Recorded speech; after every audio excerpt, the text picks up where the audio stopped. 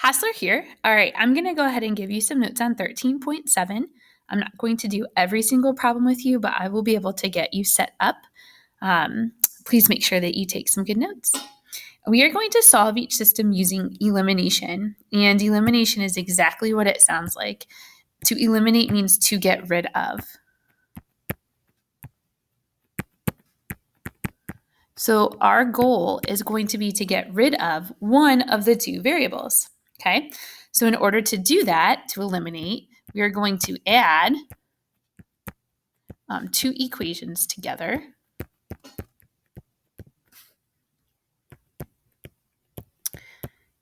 In hopes that we eliminate one of the variables, or to get rid of one of the variables.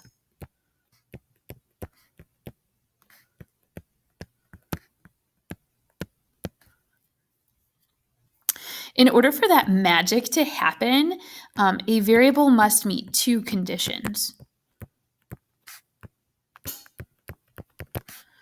Okay, first it must have the same number coefficient.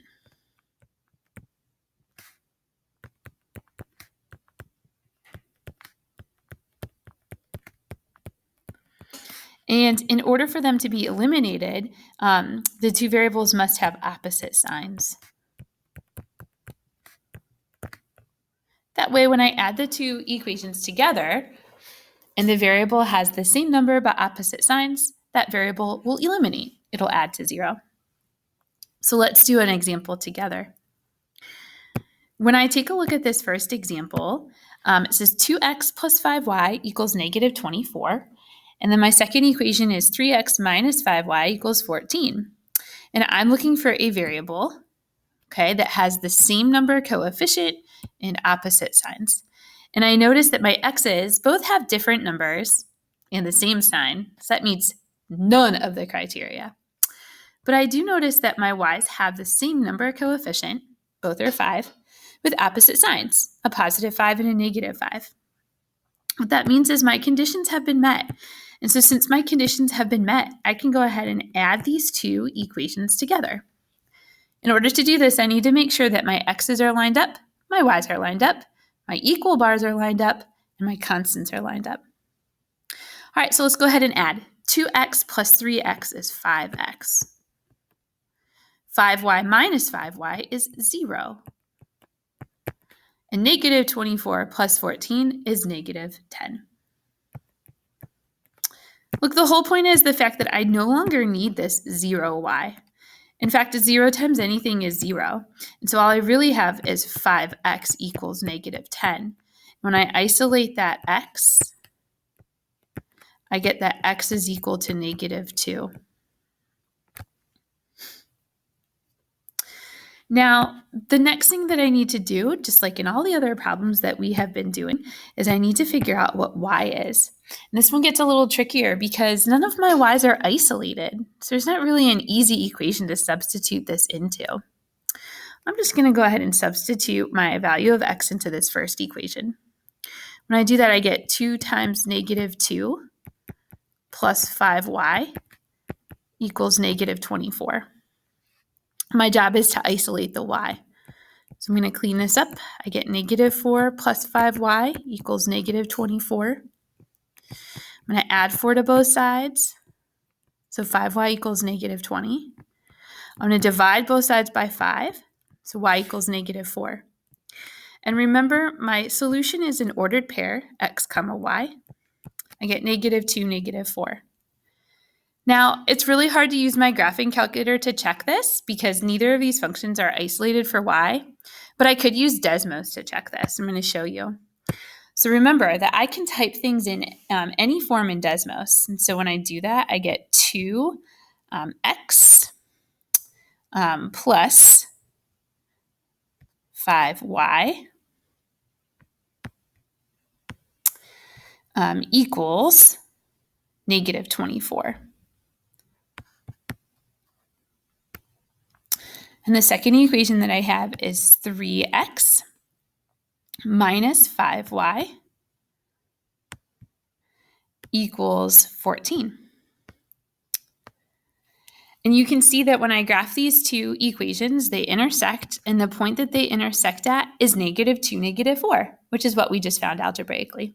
So you are welcome to use Desmos to help check your answers. All right, let's go back. So what I'm going to do is I'm going to go ahead and set up a couple of these for you. The big idea is that once I get the same number coefficient and opposite signs, I'm going to add my equations together to eliminate a variable.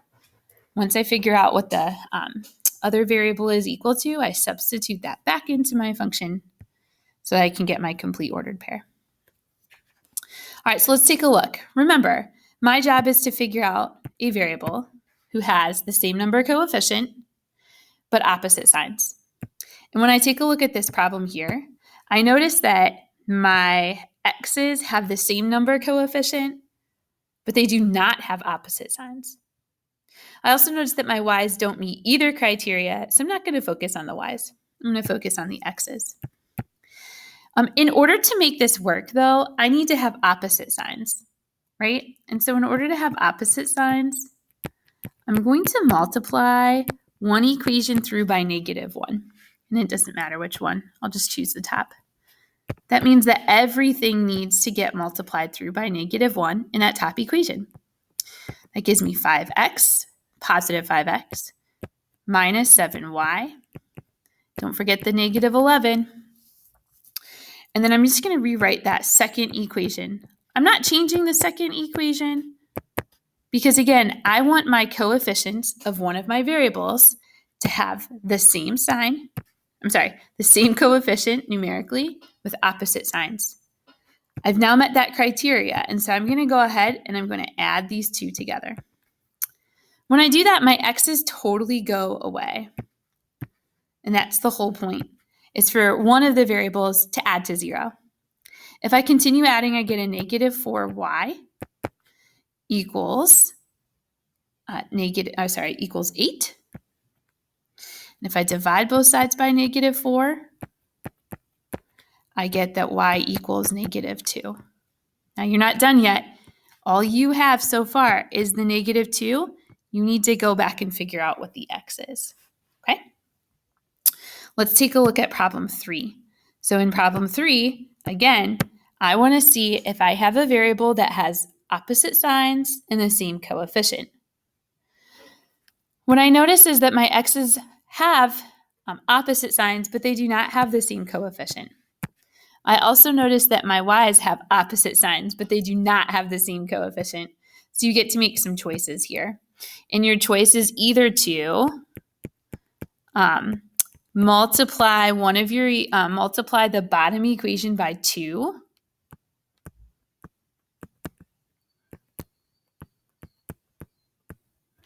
or multiply both the top and bottom equation by something so that my x's would be the same number. Because 3 and 4 don't have any common factors, that's going to be a little tougher to do.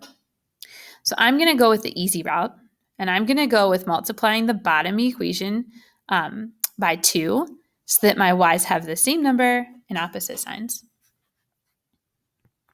Remember, when I do this, I'm not changing the top equation, so I'm going to go ahead and rewrite that top equation. And everything in the bottom equation, all three parts, get multiplied by 2. So I get a -6x, a plus 2y, equals 16. And again, I'm going to add these together. 4 plus -6 is -2x. -2y plus 2y is 0. Those cancel. They go away. And -14 plus 16 is 2. I'm going to divide both sides by -2. I get x equals -1. But remember, I'm not done. I need to go back and figure out what the y should be. So I'm going to substitute that -1 back into either original equation and isolate the y. Let's take a look at something like number 4. Number 4 looks a little tricky because it has a fraction. That's okay. Again, my goal is to have the variable have the same number coefficient and opposite signs. And what I notice here is that my x's do not meet either criteria, and my y's do not meet either criteria. Neither of them have the same number coefficient, and neither of them have opposite signs. So what I have to decide is how to get rid of one of these variables. And I think what I'm going to do is I'm going to multiply the second equation by a -3. If I multiply by a -3, I'll have a positive 3y in that bottom equation, which will cancel with the -3y in the top equation. So again, I'm going to multiply everything in the second equation by -3, which means I'm just rewriting the first equation. And I'm going to multiply -3 times 1/3, which is a -1x. -3 times -y is a plus 3y. And -3 times -2 is a positive 6. I'm going to add these together. What's really interesting is the x's cancel, the y's cancel, and the constants cancel. I end up getting 0 on the left side and 0 on the right side. And by the way, 0 does equal 0. This is a true statement. So recall that if I have true statements or false statements, I get special answers, okay? So I'm going to say this. If both variables cancel,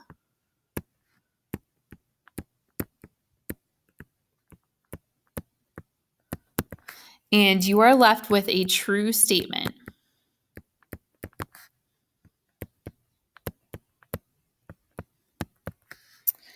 that means that you are going to have infinite solutions. Your two lines, when graphed, are going to be the same exact line. Or I might get a false statement. My constants might not cancel. So I might get 0 equals 10 or something like that. That's not true. And so that means that I would have no solution, or that my graphs would never intersect. All right, so I'm going to go ahead and I'm going to get us set up for problem 5 on the back side. And then your job will be to go back and complete the rest of this document. All right, so problem 5, let's take a look. Again, my goal is to have the same number coefficient and opposite signs. Well, for the x's, I have opposite signs, but I do not have the same number coefficient. For my y's, I don't have opposite signs and I don't have same number coefficients. And so for that reason, I'm going to have to do a little bit more work than what we've been doing in the other problems. Sometimes you have to multiply both equations to meet the criteria.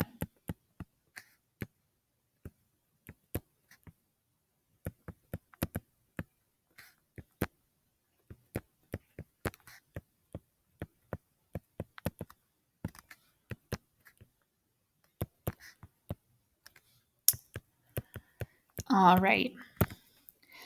I'm going to choose to focus on the x's because they at least have opposite signs, okay? And so I'm going to multiply the top equation by 3, and I'm going to multiply the bottom equation by 4. All right. So the top equation is going to get multiplied by 3. The bottom equation is going to get multiplied by 4. That means I'm changing both equations. That's going to give me a 12x plus 15y. 3 times 35 is going to be 105. Don't forget, that 3 gets multiplied to all 3 terms. In the bottom, when I multiply through by 4, I get a negative 12x, a plus 8y, and a negative 36. And now I'm ready to add these equations together. The whole reason why we multiplied the top by 3 and the bottom by 4 is so that I have the x's with the same number coefficient and opposite signs. Those cancel to 0. 15 plus 8 is 23y, and 105 minus 36 is 69. I'm going to divide both sides by 23, and I'm going to get that both sides by 23, and I'm going to get y equals 3. Now remember, I'm not done. So just as a reminder, my job is to go back and figure out what the x is. Okay, so in order to do that, I can pick any equation. And I'm actually going to pick one of the original equations. 4x plus 5 times the y value, which is 3, equals 35. My job is to isolate x. So I get 4x plus 15 equals 35. I'm going to subtract 15 from both sides, so I get 4x equals 20. I'm going to divide both sides by x, so I get, by 4, so I get x equals 5. And so that is my solution, and you can check it using Desmos. All right, so your job is to finish this page. Finish the front side. You had some coordinates to go back and find, and then finish this back side and turn it in on Classroom.